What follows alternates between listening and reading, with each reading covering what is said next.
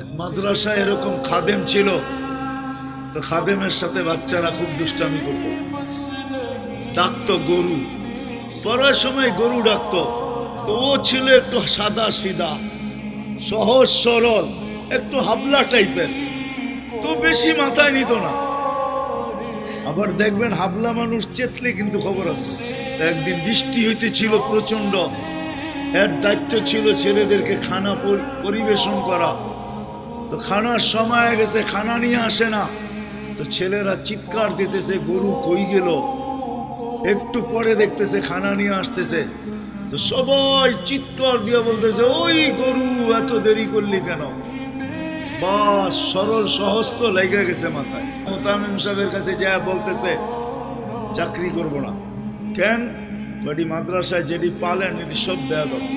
সবসময় গরু বলে শোয়া গেছি, আজকেও গরু বলতেছি। মোতামিম সাহেব বুঝছে যে সরল সহজ মানুষ চেতলে তো এরমই চেতে গেছে গা সিধা বাড়িতে। রাত্র ৩টার সময় আসতেছে, আয়সা মোহতামিম সাহেবের দরজায় খটখটাইতেছে, জিজ্ঞাসা করছে কে? হুজুর আসছি। কি জন্য? চাকরি করব। তুমি দিনের বেলা চলে গেলে চাকরি করবে না? এতদিন চাকরি করতেছিলাম শুই না, এখন চাকরি করব দেখা।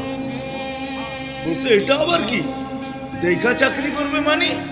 আমি স্বপ্নে দেখতেছিলাম কিয়ামত হয়ে গেছে, আমি পুলসেরাতের পাশে যা দাঁড়ায় আছি, পুলসেরাত চুলের মতো চিকন, তলোয়ারের মতো ধার।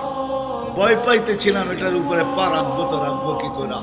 একটু পরে চিৎকার শুনলাম, তো দেখলাম মাদ্রাসার ছেলেগুলা সবগুলা হইহুল্লার করতে করতে আসতেছে।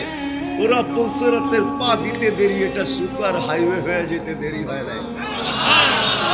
সবগুলা উঠা পার হইতেছে, একটা পিছন থেকে আমাকে দেখা ফেলছে আর চিৎকার দিয়া বলছে ওই তোরা যাস কই?